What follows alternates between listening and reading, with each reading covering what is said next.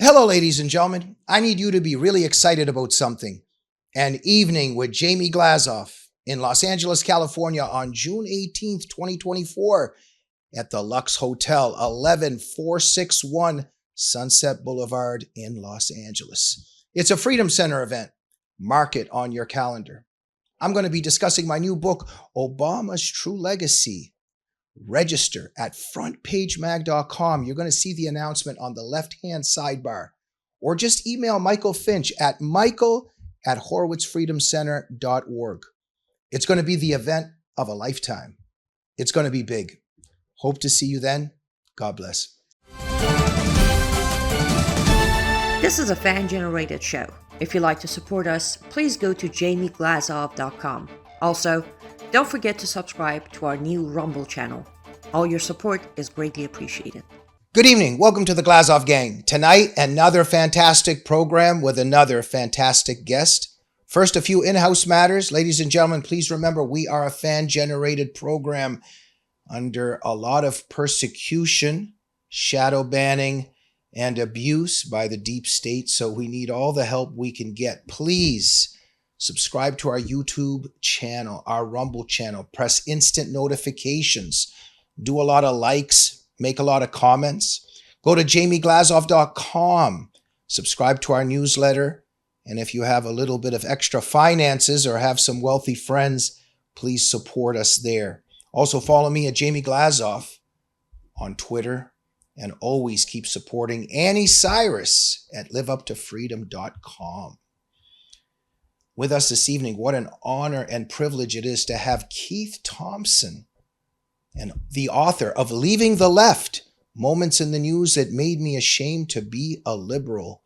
Keith, what an honor to have you on the program. Jamie, it's great to be here. I love being part of the gang that your name is associated with. We have many friends we know personally, as well as people we both admire. So we're on the same team, and it's been overdue that I have a chance to sit and talk with you. Fantastic, Keith. And look, there's something always very special about people who were within the belly of the beast that got out. Somebody that had a certain way of thinking, and then for several reasons, many reasons, abandoned that way of thinking and have lessons to teach others about perhaps the hell that they were inside of or were helping to create. So anybody that has left the left has always extra wisdom to teach the world. And I think, Keith, this is more relevant than ever because I think that the left has more power than ever, alongside the globalists, who are also, of course, interlinked with the left. And we see a lot of horror going on in front of our eyes today. So I want to discuss some of the big issues of our time right now with you. I want to discuss your book. But first, why don't you just tell our audience a little bit about yourself? I'd be glad to. First of all, I want to say that's why I'm happy to be here tonight. I did walk away from the left.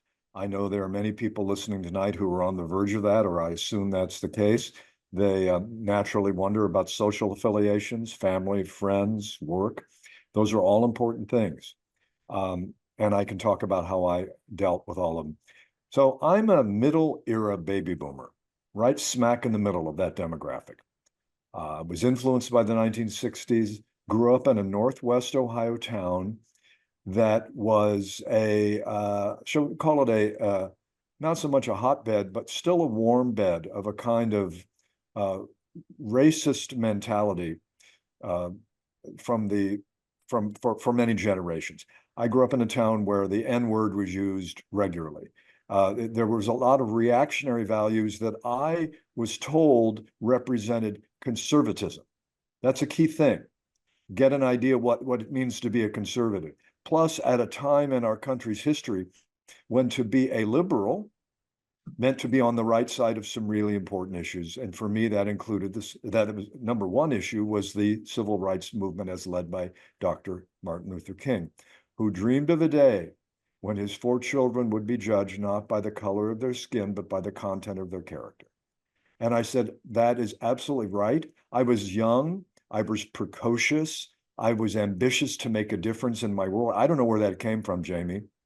but I grew up in a family where I was supported for being an independent thinker. My parents were Republicans, but they were by no means bigoted or prejudiced. In any case, I looked and I said, the civil rights movement is the issue of our time. America got the words right in our Declaration of Independence and our Constitution, but we didn't practice them for a long time. So I was proud to be part of the civil rights movement. I was a liberal in that sense. I did not know, and it was a great confusion in my mind at the time, that to be a liberal was not, that to be a liberal and to be of the left are not the same thing.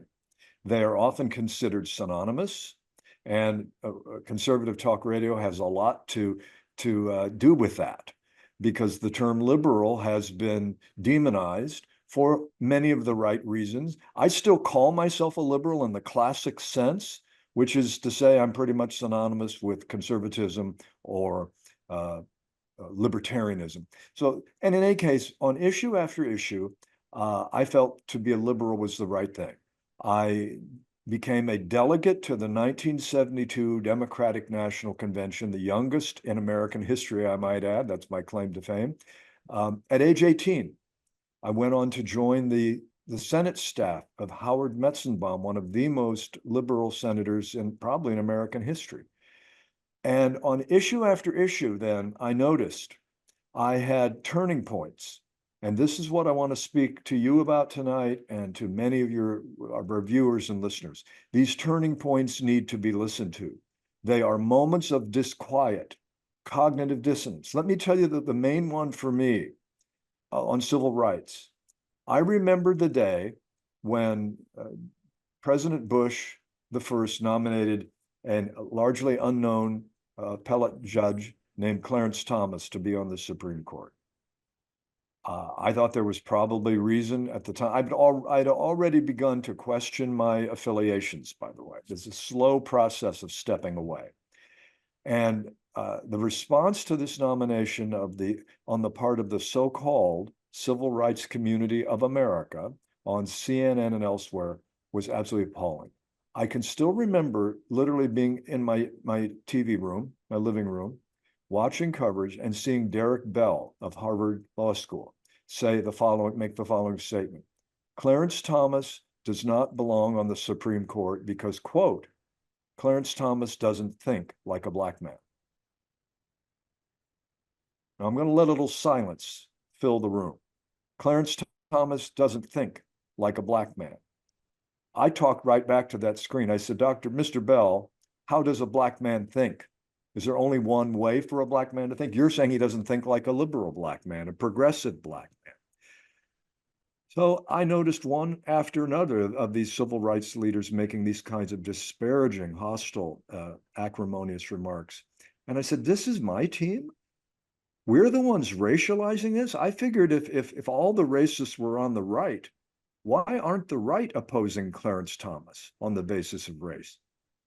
So, of course, they wouldn't be, because they were supporting his candidacy and they wanted him to be the nominee just with no regard to his skin color. So that was one of many issues. The subtitle of the book, as you quoted it, is Moments in the News That Made Me Ashamed to Be a Liberal.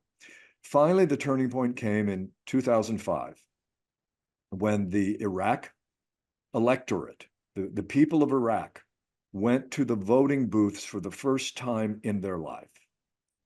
And you may remember in those news coverage, when to be a voter in the Iraqi election, you had purple ink on your finger, on your thumb, and you would come out and raise the purple finger, which indicated everything that I thought liberalism stood for: self-determination for a previously oppressed people. Isn't that what we stood for? Instead, I watched one after another: Noam Chomsky, Susan Sontag, all the usual suspects, mocking Gore Vidal, the freedom quest of the Iraqi people. And of course, I can't let it pass September 11th, when I saw Norman Mailer say, well, not many more people were killed that day in the World Trade Center than die in days traffic accident in the country. Gore Vidal was one of the first to say, we probably staged the whole thing. Noam Chomsky said that Al-Qaeda on a mediocre day was not worse than America is. Or Al-Qaeda on its worst day is not worse than America is on a mediocre day. You know the refrain. So it led to one of these after another. I sat down one day and started writing an article. I didn't know where I would publish it. I called it Leaving the Left, the yellow legal pad. And I sent it off to the San Francisco Chronicle, which is a liberal newspaper. And at that time, maybe it still is because I don't read it. It was liberal in the sense that we would be open to having a viewpoint from a former liberal, a former leftist who's walked away. They were happy to publish the piece. It was widely disseminated. I got a lot of interest, heard from a lot of people on both sides. One of which, may I just say, that it was published on a Sunday in 2005. I'd already become a regular listener to Rush Limbaugh, and a secret listener because I was not yet out of the closet. And so I just tuned in on Monday morning when Rush comes on and talks about having talent on loan from God and the Pretenders bumper music that he always led with. And he said, "My friends, I am going to begin today by reading an essay by a man named Keith Thompson, who I don't know. Mr. Thompson, if you happen to be listening, I hope you believed everything you wrote, because I'm going to read your essay verbatim." And he sat there and read the essay. I picked up the phone, and for the first time in all my attempts, I got through. I told Rush's screener, I said, "I'm the guy he's talking about. I'm Keith Thompson." He checked it out, and I had spent 10 minutes with Rush talking about it. So that was a pretty public way, the pretty big way to come out of the closet, to say the least. Heard from people in all aspects of my life. So that's a quick overview. Be glad to talk about any of the other key issues that were turning points for me. I now realize I was always a classic liberal. I was always in favor of freedom of thought, freedom of expression, freedom of worship. I was for the things that I once thought that was the same as being on the left. But thanks to our mutual friend, David Horowitz, who I've never actually met personally, and a few others who have done the deep thinking on this work, there's no such thing as the regressive left. Like, oh, I was on the left before it became regressive. I used to think that way too. The left is regressive. Leftist philosophy is regressive. It is an unworkable, untenable, and ultimately evil doctrine. Not to say that everybody who might identify with the left on such issues as, oh, I favor single-payer healthcare, it's not evil. It's misguided. It's factually wrong. Ask Thomas Sowell. He used to be a Marxist. He came to his senses. So I'm not into demonizing anybody. I'm into hopefully empowering people to know that in this dangerous time, when there's so much pushback and so much cancellation, there is nothing as powerful as an act of conscience and becoming a free man or free woman. Free man in Paris, as Joni Mitchell sang it in her famous song.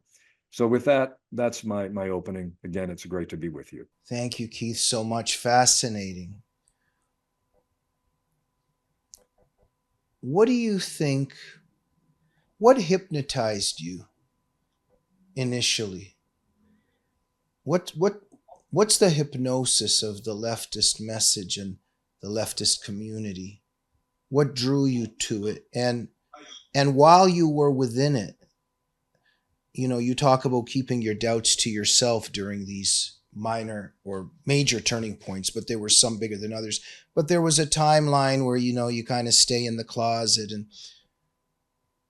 tell us a little bit about why also those of us that sometimes are in a certain environment, we keep our thoughts to ourselves and our doubts to ourselves. So I guess double-ended question there, just the hypnosis of this movement and then a bit of the fear to express doubts. Well, I want to emphasize that I think the original alliance that I made when I identified as a liberal was to be a liberal meant to support equal application of the laws for all people, which liberalism originally stood for. Hubert Humphrey, I might say I would have been a Hubert Humphrey kind of Democrat at that time.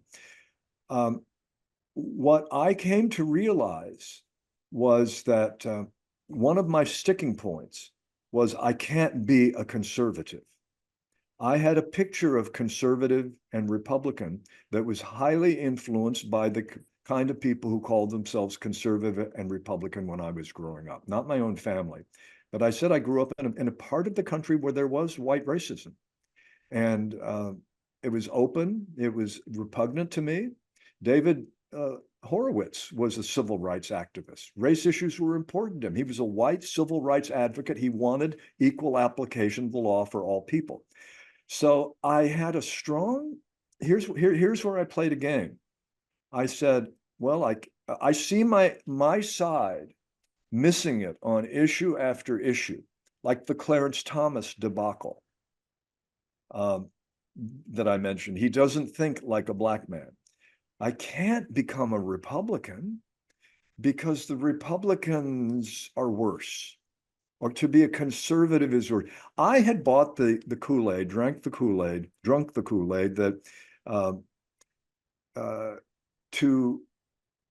that conservatives to be a conservative was to be a reactionary. See, the language of the left is you're either in favor of the progress, and this goes all the way back to the Soviet Union. If you're not a progressive, if you're not a Bolshevik, if you are not in support of the People's Revolution, then you are a reactionary. You are a recalcitrant. And you know what happens? Well, first of all, from the standpoint of what happens to a reactionary in the Soviet Union, they go to the Gulag. They go with Solzhenitsyn. I wasn't concerned about that, but I thought I don't want to support the kinds of, I don't want to support reactionary politics. I had not thought it through. Remember, I was in my 20s. Idealism is a big part of the hypnosis.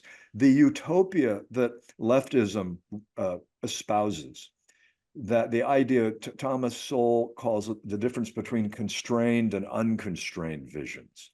The unconstrained vision is utopia.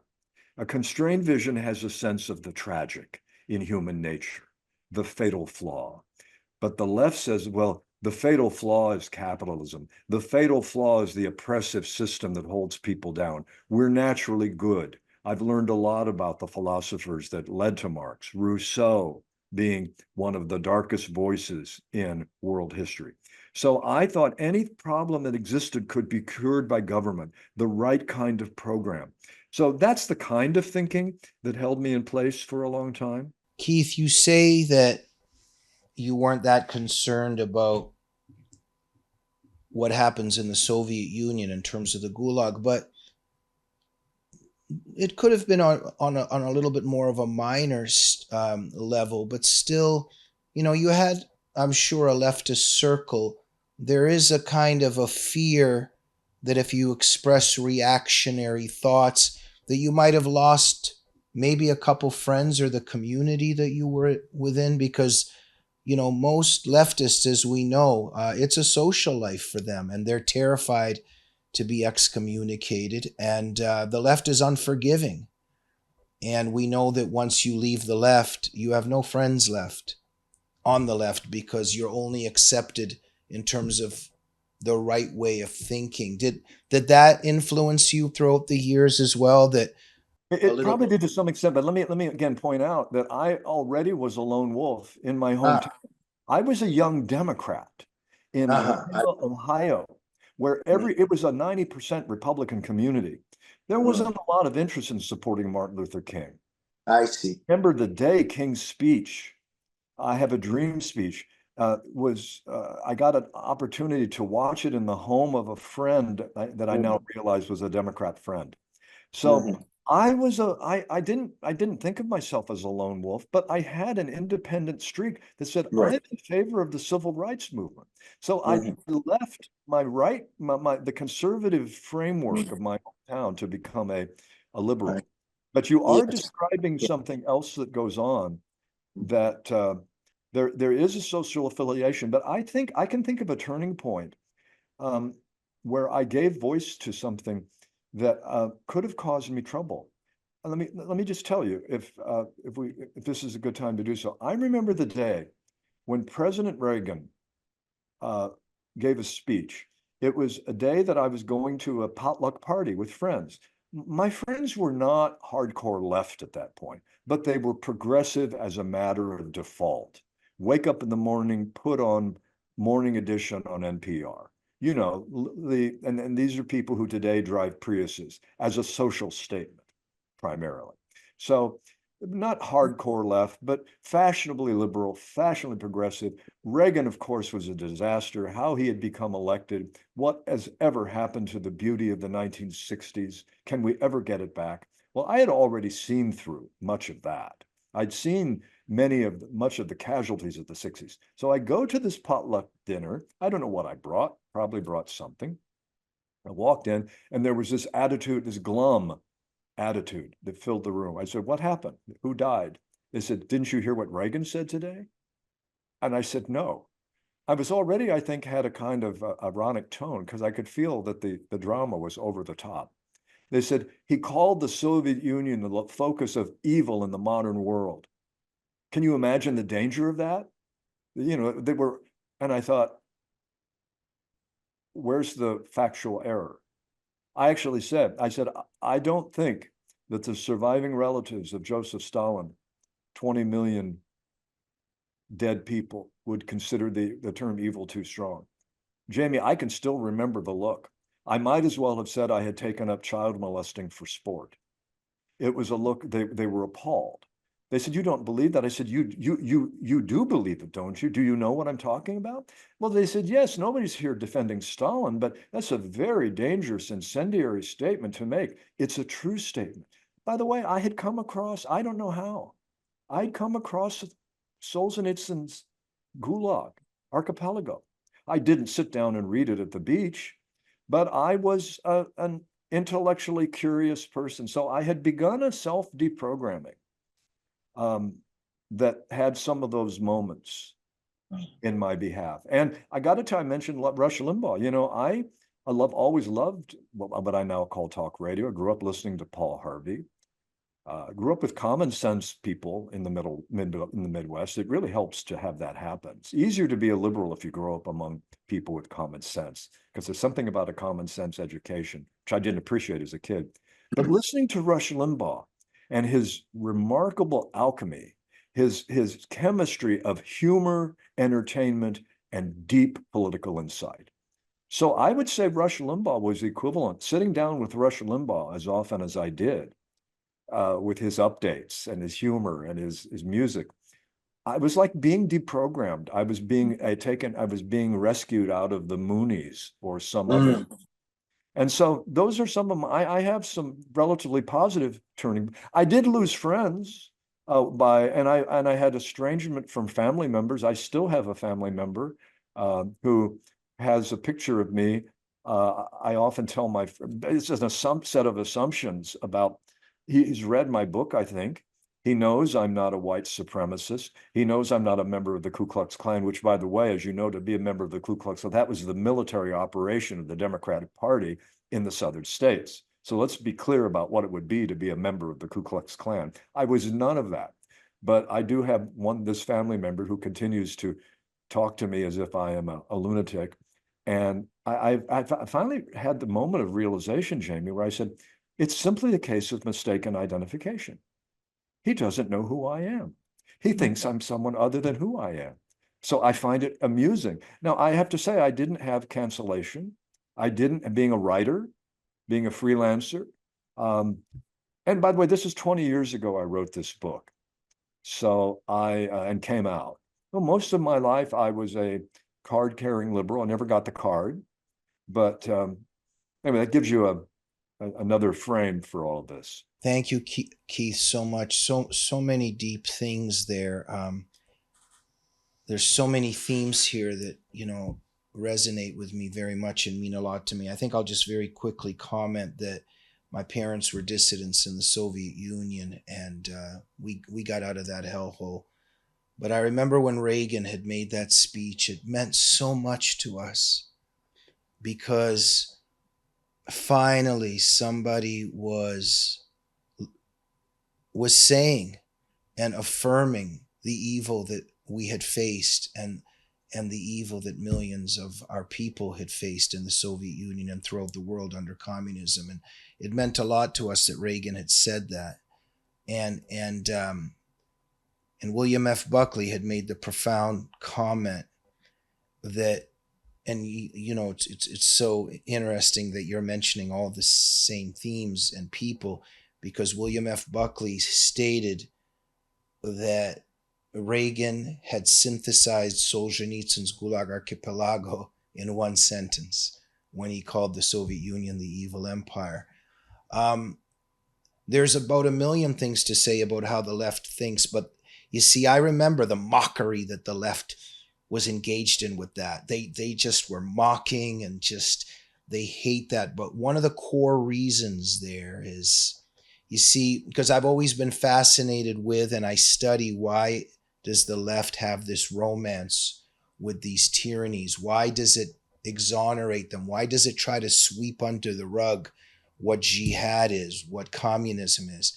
You see, because if they accept that Reagan is correct about the Soviet Union, then that means that there's an evil empire out there. That means that there's evil empires out there, which implies that the United States and our civilization and way of life is superior, is better, and worth saving and protecting. But their life goal is to destroy their host society. They want to destroy their host democratic society.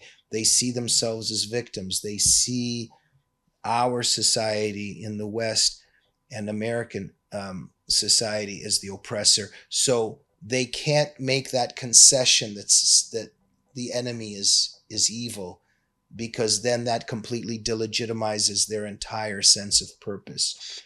That's just some of my studying and trying to understand the left. But the left is now in power, Keith. Let's jump a little bit back and forth in our timeline here. Let's come a little bit to the present moment, that these people who pose as saints, they're self-appointed redeemers, and they're building a perfect world. But as we know, they cause a lot of hell on earth. What do you think about the current situation of everything we're seeing? And especially, we're seeing what is happening to Steve Bannon right now. He has to go to prison because he didn't go, he rejected this subpoena. But we know other people that were subpoenaed that were on the left that this didn't happen to. We even look at Hillary Clinton and what she did with her files or documents or whatever you want to call them. There's a lot of people that should be in prison, but for some reason Steve Bannon goes to prison. How about even Donald Trump and these quote unquote trials and lawsuits? What do you think about how the left is persecuting the Trumps, the Steve Bannons, the Michael Flynns, the Roger Stones? What do you make of this gulag that has arisen in America? Well, I only hesitate because there are so many people who are so well informed on this issue, but I absolutely agree with everything you're saying. It is appalling. I'm even made a note today to mention Dr. Ethan Heim, Haim, of Texas Children's Hospital in Houston, who's facing 4 felony counts. He released documentation in an appropriate way to Chris Rufo, describing how Texas Children's Hospital had been conducting in secret a child mutilation ring in the name of sexual reassignment. He's been indicted by the DOJ. Dr. Ethan Heim, Haim. So that's just the latest. You're absolutely correct. The Attorney General, Barack Obama's Attorney General, was found to be in contempt of Congress. He did not get prison time. So absolutely, with Bannon and these trials that the Trumps are facing, I have to say though, I have a core belief that we live in a cybernetic universe. Cybernetic is a fancy word for feedback. The loops of feedback in a complex political system are often remarkable. It is notable that Donald Trump is having remarkable success in the polls since the conviction. in raising money. And on legal grounds, the other trials in Georgia and Miami are slowing down, are being, the procedural issues that need to be addressed are being addressed. So I'm not a Pollyanna. I'm deeply concerned about the lawfare. It is classic Soviet armament. You know the famous statement when Stalin said, "I have so many enemies, I don't know how to round them all up." And his man Beria, his chief of state, said, "Bring me the man, I'll find you the crime. Bring me all the men, I'll find crimes for all of them." That's how it's done. That's exactly, bring me people named Trump. That's all we need. So we're living in a very dark time for the founding principles of this country.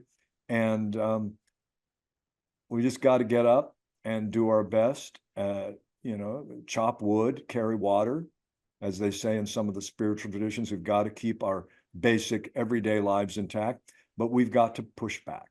We've got to do in our lives any way we can. I did it as a writer. My book, interesting to write a book like mine. You come out and say, well, you were on the left, now you've moved away from that, leaving the left. Well, what's interesting is the people on the right said, well, congratulations. You don't really deserve any extra credit, though. You just woke up.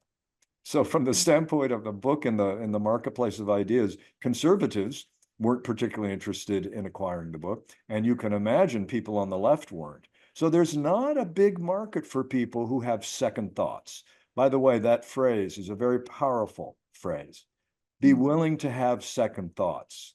Allow your doubts to come up. One of the first emails I got when my essay version, Leaving the Left, which preceded the book, was published by the San Francisco Chronicle, got an email from David Horowitz.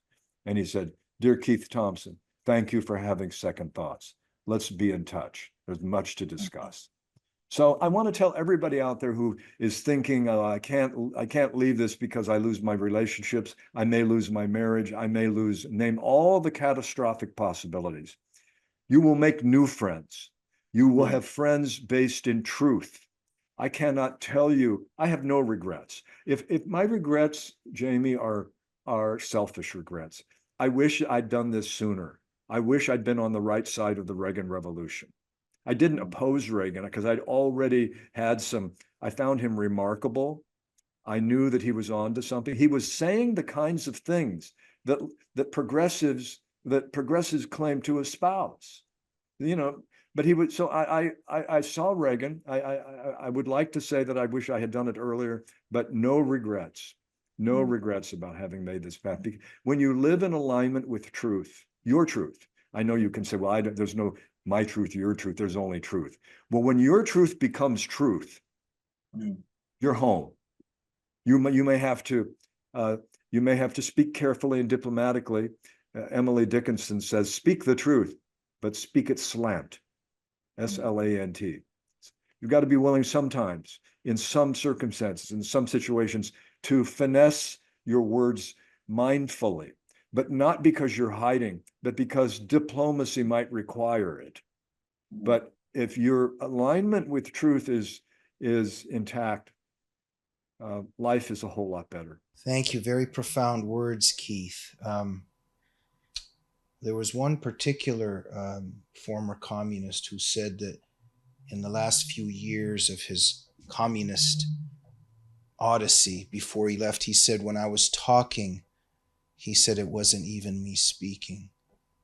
And that's a little scary, but some former leftists have said many of the same things. And a lot of the leftists that I know in my life, when they're talking, I can see it.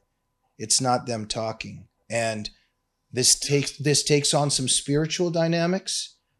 And also they're just programmed, even when you go to MSNBC and you go to CNN, but even when some of these leftists that they have on Fox News just for the, fair and balanced presentation, you can see that they're just trying to be leftists. You can actually recognize them just by their faces, just by their intonation, just by the way they speak. It's, in my view, it's some kind of possession. And let's continue this. We're just going to take a very quick break with our sponsors. Looks like you've been sleeping well. Megan, he's back. The My Pillow guy. And you're looking good. Still feeling good. Well, just when you thought it couldn't get any better, we've got the best pillow ever, My Pillow 2.0. Wow, it's so soft and smooth. It's cool to the touch. How did you do that? Well, we took My Pillow's patented fill and combined it with this new technology that we didn't have back then when I invented My Pillow to bring you the best pillow in history, My Pillow 2.0. Just like all of you, I never imagined that My Pillow could get any better. That's why I haven't changed it in nearly 20 years. Then I heard about a revolutionary new technology, and I knew I had to bring it to you all. My Pillow 2.0 is truly the next generation of My Pillow. The My Pillow 2.0 is cooler and softer than the last My Pillow. It is so comfortable to sleep on at night. I look forward to going to bed, and I wake up well rested in the morning. Sleep is all about temperature and height. My Pillow 2.0's patented adjustable fill is going to give you the exact individual support you need from your head to your bed. And now here's where it gets even better. We've all experienced those temperature-related sleep interruptions where you get too hot, you toss and turn, you flip your pillow over to the cool side. Well, all that's gone with my brand new My Pillow 2.0 cooling fabric that's made with temperature-regulating thread. The best sleep just got even better. Whether you have a My Pillow or not, you need to get the brand new My Pillow 2.0. Call or go to mypillow.com now. Use your promo code, and for a limited time when you buy one, you'll get a second one absolutely free. You're sleeping even better. And cooler, too. And you're looking good. Feeling good. I knew you would. Visit mypillow.com. And that's right, ladies and gentlemen. Make sure to go to mypillow.com or mystore.com and use promo code GG21. You can get a discount of up to 60% off on all the amazing products. And when you do that, you're helping Mike Lindell and the Glazov Gang. And if you like one-of-a-kind handmade art, make sure to go to lutfstudio.com and purchase resin art pieces made by the one and only our producer, Annie Cyrus. Use promo code GLAZOV to get special discounts. And ladies and gentlemen, the event of your life might just be coming up. An evening with Jamie Glazov in Los Angeles, California. It's a Freedom Center event starring me. June 18th, 2024. Go to the Lux Hotel, 11461 Sunset Boulevard, Los Angeles. I'm going to be discussing Obama's True Legacy. That's my new book. You can register at frontpagemag.com. You'll see the registration on the left-hand sidebar. Or you can email michael@horowitzfreedomcenter.org. Hope to see you then. God bless you. And we are back with Keith Thompson. Keith, what do you think of... Oh, before I begin our discussion, I need to ask you, how is your pillow doing? I have a My Pillow. And I'm happy to have it. I'm especially happy given the travails that Mike Lindell is facing. I have not met him, but I've always been a big fan of his commercials. And I acquired one, and I sleep very well. Thank you very much. Well, we can use this clip now for some of our sponsor breaks and our commercials. Thank you, Keith. I'm happy to give you permission. Go down the product list with me if you want. If I use it, I'll be happy to happy to tell you. Thank you, Keith. Is a person that was once thinking like a leftist, that was on the left, maybe you can give us an insight into something. This is very close to my studies because this mindset is this is the theme of a large part of my life, trying to understand these people in this movement. So we know what Hamas did on October 7th, just savage barbarity.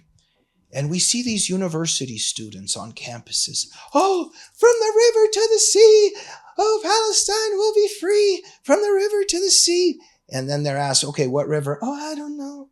Okay, what sea? Oh, I don't know. Why are you here? Why are we here again? What is this mindset, Keith? This is I'll tell you what it is. It is displaced religion. It is people, if you don't have I'm not going to go into any kind of religious rap here, other than to say, in a broad sense, if you don't understand that human nature, that the religious impulse is intrinsic to human nature, then you're not a very close study of what it means to be a human being. That's a way of saying that we are religious people, whether it is to look into the sky and simply feel astonishment and awe and don't have a theology for it. That's a religious moment. It's a legitimate religious moment. The presence of spirit and heart at the birth of a child or the passing of a loved one is a religious moment. There are many forms religion can take, and there are two basic categories, healthy or unhealthy. If you do not have a healthy relationship with the religious impulse, it will be displaced, it will be distorted, and Marxism is a religious doctrine. It's not unique. David Horowitz has been very good on this. The attempt to create a paradise on earth always leads to the guillotine, always leads to the gulag. The language always is the Cambodian Khmer Rouge, the new man, the first day. They literally set the clocks back to a new day. History begins anew. That is religious language. It is pathological language, and there's no amount of blood that can't be spilled to advance this cause. So I watched this shrieking on college campuses on the news. It is like what we see at Mecca or any other group communitarian religious expression. Or it is almost like sports, a kind of soccer match that's gone. It's the same impulse. There's a religious aspect of sport, and generally, by the way, it's fairly healthy. That impulse is channeled well most of the time in sport. The religious instinct is so intrinsic, Jamie, that if it's not at the center of your life, and it is the center of mine, I'm not going to discuss my issues of faith, because that's just not what I'm going to go there, but I'm going to say that it's central to me. And if it's not central to a person, they will satisfy it some way, and the left does satisfy it. And by the way, you can tell by leftists their disdain, open, usually more than disdain, toward Christianity, which is considered the primary religion that is the problem. Well, if you're not worshiping God, if you're not worshiping Jesus Christ, God implanted an instinct in us to worship him. But if you've blocked that, and that's blocked, you still need to worship somebody or something. I wonder why it's blasphemous to criticize Obama and the leftist movement. Well, our producer, Annie Cyrus, these issues are very close to her heart for a million reasons. One of the reasons is Annie knows very well the suffering of the people in Iran, the suffering of men and women in Iran. But let's talk about women here for a minute. What Islam has done to little girls in Iran, what Islam does to the Mahsa Aminis in Iran, and how it throws acid in the faces of women and tortures them and kills them and throws them in prison for not wearing hijab and following other mandates of Sharia. But we don't see a lot of demonstrations on campus for those women and girls in Iran and in other places in the world that suffer under Sharia. I thought that the left was for human rights. And Annie, let me bring you into the conversation. This is a cause of yours. What do you think about Keith leaving the left, and how does our conversation resonate with you? Well, thank you, Jamie. I waited. Every start of sentence by you, I was waiting for my name to be said. This has been such a fascinating discussion. And Keith, as you were at the beginning of this interview, as you were going over, the short version of your story, I kept connecting to you, and I kept connecting to you, and it was by the end of that description, I felt like I've known you for my whole life. Reason, we can all choose different words for it, but I felt like you are describing my life as an ex-Muslim by force, not by choice. I was announced a Muslim at birth. But when I finally was freed from this, what I call a cult, it could be the Marxist cult, Islamist cult, leftist cult, any of. When I was finally set free from the Islamic cult, for a period of time, I had this selfish regret. Why didn't I do it sooner? Why didn't I left sooner? Now, again, a little different because by the time my grandma managed to get me out of the country at age 15, it was a year and a half of my sex slavery being sold to a man by my father. But I didn't have the choice of doing it better sooner. But I could still feel that regret of if I was going to risk it all, why didn't I do it sooner? So, not to take too much of your time and Jamie's time in this interview, but I wanted to say thank you, Keith. Thank you for having doubts. Agreed. And I've been there having doubts. But thank you for so properly describing the feeling and describing the courage that takes to turn that feeling into actions and then setting yourself free in the liberation of whatever left of your life, you can be yourself. That's amazing. So I just wanted to take an extra few minutes to thank you for that. And I agree with Keith. There will never be demonstrations or protests in any campus or any streets of America in numbers that would say protect little girls from female genital mutilation in Michigan, or they would ever say stop the child bride process anywhere, including in America. And because that doesn't fit the narrative of the cult. Not everybody has the courage to emphasize their brain cells into their doubts and say, wait, which C am I talking about? What am I even chanting? Do I understand I'm talking about distinction of group of people that have done nothing wrong to me ever? No, the leftist cult has dictated the following that I'm going to take this back to your book, Jamie, for a minute, that actually opened my eyes into the whole concept of red-green axis, United in Hate by Dr. Jamie Glazov. You see the connection. They get along fantastically. Red and green get along fantastically because the cult dictates the same thing on both ends. You don't exist as an individual. You either follow the leader or you shall not exist.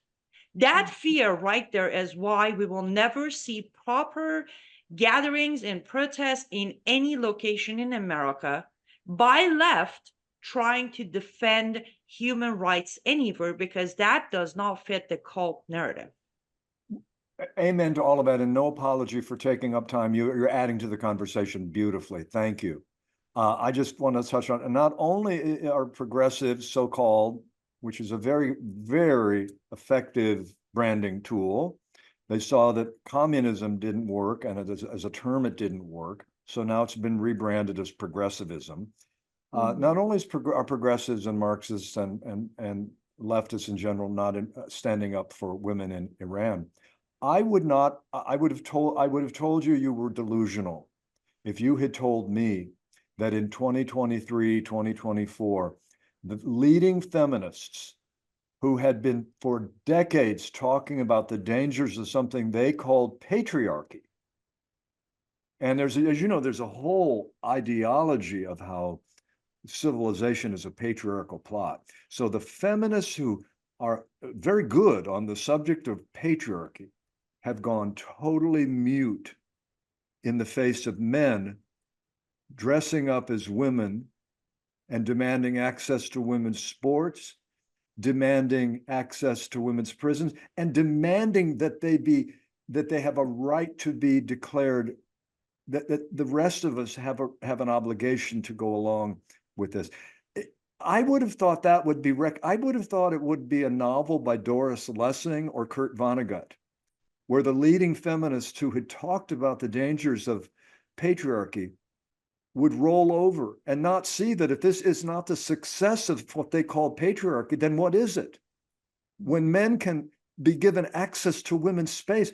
You know, the phrase like erasure of women, I would have rolled my eyes 20 years ago when it came from the usual suspects like Gloria Steinem. Now I see Gloria Steinem surprisingly quiet. Maybe not surprisingly. Maybe not surprising that the mainstream feminist leaders have gone quiet. Camille Paglia hasn't gone quiet. She's a very, as you know, an independent thinking feminist, self-styled feminist. I was a feminist in the early days when it seemed in college. I wasn't a capital F feminist. I didn't go to the meetings, but it made perfect sense to me that we would have legal and civic rights for half the human beings, the ones called women. And so it was non-controversial. It was not a difficult subject. But to watch the graduation of the ideology to doctrines like there is no difference between men and women, which plays weirdly in the whole trans issue, and secondly, that men are the predators, men are the oppressors, the demonization. One of the issues in my book deals with the displacement of fathers. We got to look at what we did after the civil rights laws were passed, after the Civil Rights Act of '64 and the Voting Rights Act, when the shift was immediate. We now must demand that America pay reparations for what has happened. And the welfare system was predicated on there being no adult males in the house. How has that worked out for America's Black community? Ask Shelby Steele, ask Thomas Sowell. It has had a devastating effect on the Black family. We had a vibrant, vital Black middle class in the era of Amos and Andy. You can look at that show and laugh. The families they dressed up for dinner. Leave it to Beaver. They dressed up for dinner, white families. Amos and Andy dressed up for dinner and for church. So traditional values have had profound roots in American history. The eradication of traditional values take this kind of form. And the devastation of the Black family through the welfare system has just been, the effects are going to take generations to pull out of and reverse. Everything the left touches, it destroys and damages. Annie, some final words of wisdom from you before we wrap up? Thank you. Yes, I definitely agree, Keith. And it's interesting when you say feminist. I still consider myself a feminist fighting for rights of women and girls under dictatorship of, let's say, Sharia. But what I do refer to these people nowadays is I call them feminazis. They have gone to a place that not a single one of them in any shape or form cares for feminism any longer, but rather it's one of those situations. I'm going to vote for Joe Biden because I hate Trump so much. So I'm going to fight for women because I hate men so much. It's not about their right. It's not about the little 9-year-old girl who was just mutilated. It's not about the 13-year-old girl who was just sold into quote unquote marriage. It's that in any shape or form, if I can fight the existence of man, even if that means that man can identify as a woman, I will support him and call him a her to get rid of one more man on this planet. That's what I understand of their actions. Well, when I read about and learned about Joseph Mengele and the experiments he conducted in the Third Reich, there was not a moment of hesitation about what side of history I wanted to be on. I wanted him to be in prison and wanted him to have the outcome he deserved. I cannot pretend that the selective surgical elective surgeries that would be performed and are still being performed on children today in the name of sexual reassignment is not the same thing. It is the same thing. And truth-telling is just got to happen. It sets us free. Exactly. Well, thank you so much, Keith, for everything you've done, for having the courage to be on the right side of things. And thank you, Jamie, for including me in this amazing discussion. Thank you, Annie. It's always an honor to have your courage and wisdom be part of our program. I was going to say that, wherever the leftist idea takes on an earthly incarnation, you've got the Stalinist gulag, you've got the Maoist Cultural Revolution, the Khmer Rouge killing fields, and now in America, as both of you are discussing, we have the mutilation of children in the name of gender utopia. All things must come to an end, including wonderful conversations with wonderful people like Keith Thompson. Keith, how about under 60 seconds, just your final words to our audience of what they should be thinking about when they walk away from this program tonight? Think about the fact that at the end of your life, you take the proverbial deathbed test. On your deathbed, what will you say? You're not going to say you wish you'd spent more time at the office. No one says that. They always say, I wish I'd spent more time with my children. And in the same sense, what do you want to be saying at the end of your life on your deathbed? Will you say, I wish I had spent more time lying to myself and to my neighbors and my family and friends about what I believe and what I care about? Or that I'd spent more time on the side of truth and waking up? And I'm going to tell you how you're going to answer that question. So these are hard issues. We have family, we have friends, we have coworkers, but study the core documents of the country, read the Declaration of Independence sometime soon. Fortunately, the holidays, the most important holiday of all, July 4th, is coming up soon. Be sure you read the Declaration of Independence on that. And read it aloud, read it to your children. Let the tears come to your eyes, because it's meant to be wept over in a positive sense. Sacred words of wisdom. Thank you, Keith. Keith, am I correct that when people go to Twitter, they should go to Keith Thompson 1? Number 1, Keith Thompson, the numeral 1.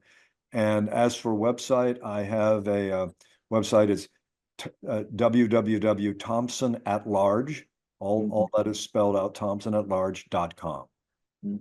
My book, Leaving the Left, is not in print anymore. It's available used. I've been, you can find it on Amazon and elsewhere used. I've been told I should get it back in print. It's a little dated. I'd be up for doing a revised version. If there's any publisher listening, give me a call. Yeah. Definitely do an expanded new edition, Keith. And I'm sure there's publishing companies that would be very happy to publish it. Keith, you are now a member of the Glazov Gang. I apologize. I should have told you beforehand that once you join the Glazov Gang, you can check out anytime you like, but you can never leave. And the problem I'm going to present is I'm going to be bringing more people to the Glazov Gang. So I hope there's extra rooms on the various floors. You sounded so happy that you're never going to be able to get out. Keith Thompson, what an honor, privilege to speak to a truth teller and somebody, like you said, that's telling the truth instead of trying to hide how they're really thinking and feeling. Keith, thank you for your battle for all that's right in the world. And we encourage you to keep up the fight for America and for freedom. Thank you. I'll be doing it, and I'll be seeing you on the road, and both of you on this road. They're good fights to be fought, and let's fight them with joy. Let's be happy warriors like Hubert Humphrey. Yeah, the left doesn't like happiness too much. Well, that's for our next show. Take care for now, Keith. Thank you. Okay. And thank you for joining the Glazov Gang this evening. Go to Twitter and follow Keith Thompson, number 1. Go to his website, thompsonatlarge.com. Go to Amazon, get his book, Leaving the Left. And don't worry about the Glazov Gang for now. Just focus on Keith Thompson. And we'll see you soon. Good night.